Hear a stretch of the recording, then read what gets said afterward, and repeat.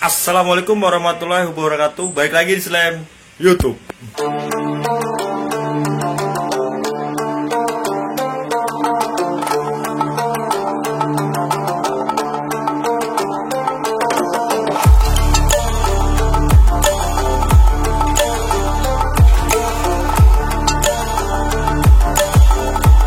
Seperti biasa, gue bakal kasih tahu pendapatan gue di hari Rabu kemarin, guys. Alhamdulillah sih, guys, on jam 8 dikasih jam 9, jam 2 nya baru dikasih lagi sampai sore, dan alhamdulillah dapat 7 orderan 79.600. Dan buat hari ini sangat-sangat anyep, guys. Gua aja baru dapat 9.600. Tadi gua on jam 9, dikasih jam berapa tadi? Jam 2-an. Parah berarti. Oke, guys, sebelumnya gue terima kasih yang sudah ngeklik video ini dan yang sudah subscribe, like, komen di video-video gue. Gue ucapin terima kasih sekali lagi. Gue doakan yang sudah subscribe semoga banyak rezekinya, guys, dan diberi kesehatan selalu. Dan jangan lupa tonton video ini sampai full ya, biar teman-teman ojol ngerti atau paham akun joki harus kayak gimana. Jadi di video kali ini gue bakal kasih tahu pembicaraan customer service tentang akun joki harus lakuin apa, guys. Nggak usah lama-lama, langsung dengerin sampai full ya, biar nggak salah paham dan tahu maksudnya apa dari pembicaraan ini. Oke? Teman, akun joki, ya kan? Nah, jadi ini saya mau jelasin dari awal dulu. SOP Gojek jelas, nyata bahwa Gojek melarang memberikan akunnya kepada orang lain. Bahkan memperjualbelikan itu sangat-sangat dilarang. Nah, tapi karena teman-teman banyak yang narik, memang cari nafkah halal di Gojek, istilahnya kami tutup mata. Silakan teman-teman narik, tapi resiko tanggung masing-masing. Dan kami nggak bisa bantu banyak. Jadi silakan teman-teman narik. Nah, sampai akhirnya kita tahu nih, mau ada permuk. Bahkan kita datang ketua-ketua pangkalan, kita ngomong, mau ada permuk, ayo segera bersurat ya Om ya. Kirimkan surat, siapa tahu bisa ada namanya tukar guling atau gimana, kita nggak tahu, karena itu kebijakan dari pusat. Dan sekarang telah terjadi permuk, dan surat teman-teman juga masih di pusat, dan kita belum tahu jawabannya seperti apa. Nah, apa yang harus kita lakukan saat Fairmuk ini? Teman-teman gak usah panik juga. Ketika Fairmuk terjadi dan teman-teman nggak bisa login, telepon call center. Telepon call center, kasih tahu bahwa saya nggak bisa login karena Fairmuk. Nah, nanti akan ditanya permasalahannya dari Fairmuk gara-gara apa? Apakah Bapak akun asli atau tidak? Nah, kalau akun asli, jelaskan aja akun asli. Mungkin karena foto profilnya beda, atau zaman dulu masih muda lah istilahnya, ya kan? Terus mungkin atau rambutnya atau pakai kacamata. Nah, sekarang nggak pakai kacamata atau kayak gimana? Nah, itu nanti dijelasin aja kalau yang akun asli. Nah, kalau yang kedua, ada dua versi, akun joki yang belum pernah daftar dan akun joki yang sudah pernah daftar tapi putus mitra. Nah, nanti diakuin aja di call center. Misalnya dia belum pernah daftar, ngaku aja saya akun joki yang belum pernah daftar. Nah, nanti call center akan arahkan seperti apa ke bapak-bapak yang nggak bisa login. Nah, begitu juga buat bapak-bapak yang nggak bisa login akun joki yang sudah pernah terdaftar. Ngaku aja di situ, nanti akan diarahkan seperti apa. Jadi nggak usah khawatir. Kayak tadi pagi ada teman kita dari Basarnas, dia akun joki belum pernah daftar. Telepon call center, dimintain data-datanya, diarahkan, terus dia login kembali udah bisa tanpa Fairmuk. Nah, loginnya langsung kasih kode OTP nanti ke HP-nya dia juga. Jadi aman aja, langsung bisa login lagi. Nah, cuman saya nggak tahu sampai berapa lama dia bisa loginnya, saya kurang tahu itu. Kalau masalah itu. Jadi, nah, terus kalau ditelepon sama, kan kita telepon call center. Saat kita telepon call center dan ditanya sama call center, apakah Bapak mau ikut appeal atau banding? Nah, bapak-bapak harus bilang, ya saya mau ikut appeal atau banding ini. Jadi bilang aja saya mau ikut appeal, saya mau ikut banding. Nanti akan diarahkan. Kalau bapak-bapak tidak bilang ikut appeal atau banding, Nah, saya nggak tahu juga apakah nanti masih bisa pakai atau enggak akunnya. Nanti akan diarahkan sama call center semuanya.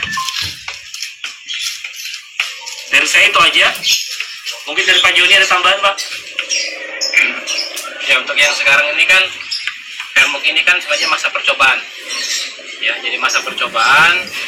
Karena itu Bapak-bapak yang kemudian proses Permuk itu jangan misalnya jangan kemudian akhirnya jadi takut ya. Jadi tetap melaporkan sesuai dengan kondisi. Jangan dipaksa. Memang karena joki perlu maksa diri untuk masuk gitu kan ya. Terus tidak mengaku bahwa Bapak adalah joki. Ya, jadi sampaikan ke call center kondisi seperti apa.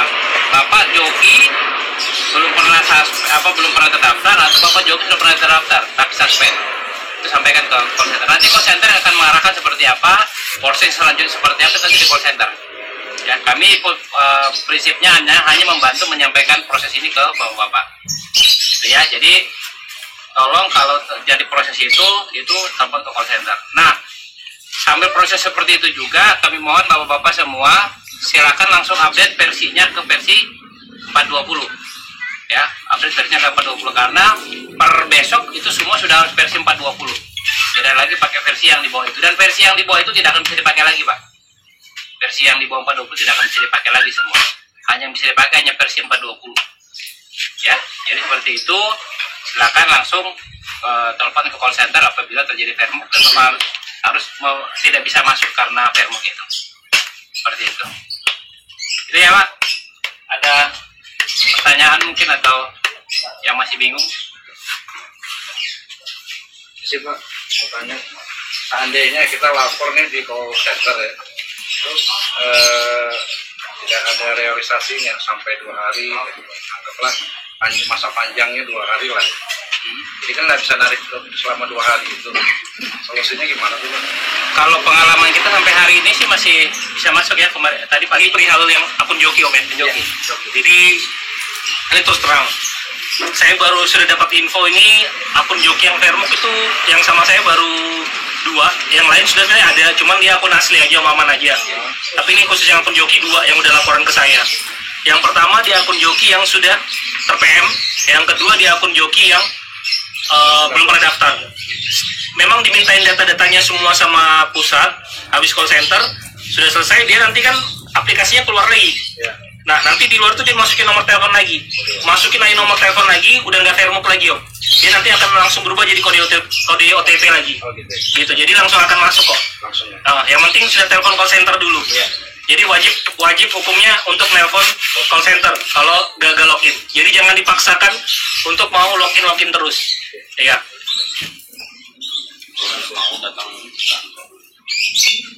Bisa, Om. Jadi gini, daripada bingung atau apa misalnya memang di jam kerja, kalau saya di kantor, datang ke kantor biar saya juga bisa dengar percakapannya Bapak sama call center kayak gimana.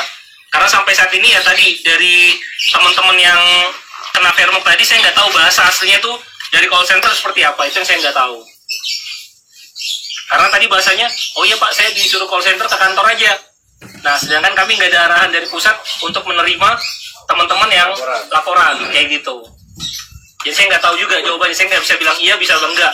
Yang penting dia sudah bisa login lagi, saya lihat ya udah Pak aman, dijaga dulu akunnya. Tapi saya ngomong, saya nggak tahu Pak, Bapak sampai kapan bisa login atau narik ini saya nggak tahu, gitu.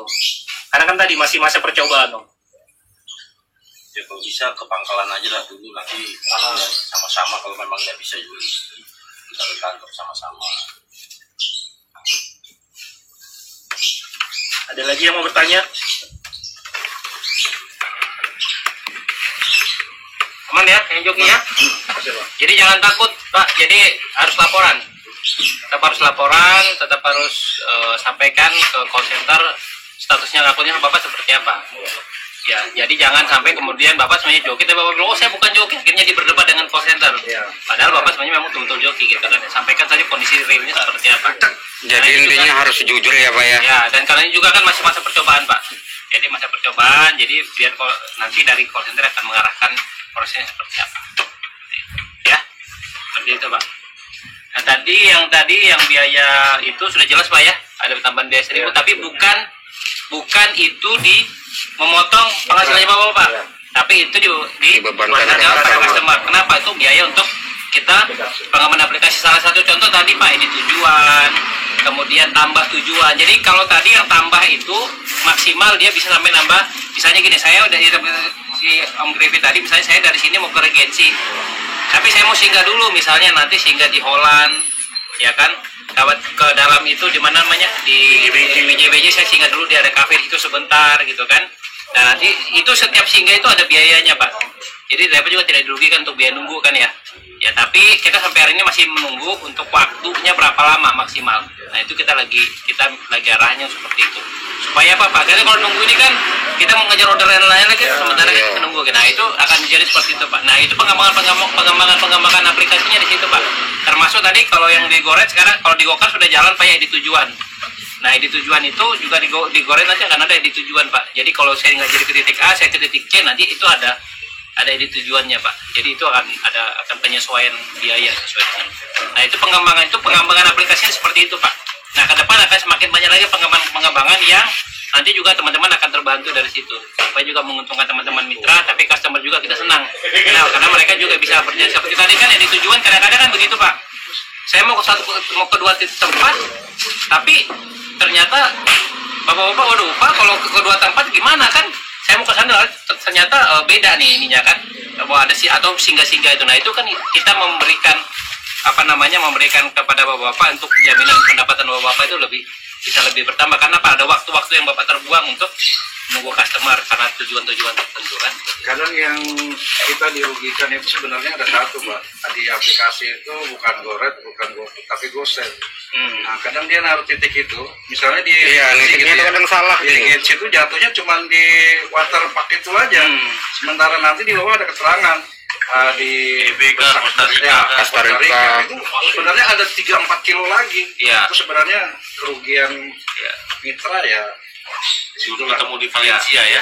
Ya artinya Pak selama sebenarnya ordernya masih belum selesai itu masih bisa diedit tujuannya kan Pak? Masih berjalan. Kalau di GoSend selama ini belum ada sih Pak. Terus itu biayanya juga belum ada tambahan. Ya, makanya kita sebenarnya ada fitur-fitur itu sebenarnya kepengennya adalah supaya ketika jaraknya masih jauh sebenarnya itu sebenarnya bisa dirubah di tujuannya tuh lebih jauh lagi karena kenapa itu tergantung terkait dengan nilai pembayaran kan Pak kan ya kilometernya kan. Kilometernya. Nah sementara GoSendnya belum ada Pak pengembangan. Iya. Nah kan sama karena di Goreng juga kan belum ada Pak di tujuannya kan. Nah sekarang ini kita akan tambahkan itu supaya nanti ketika kilometer titiknya tidak sesuai maka itu bisa terjadi di tujuannya itu Pak supaya bapak-bapak juga tidak dirugikan. Iya, pengembangan.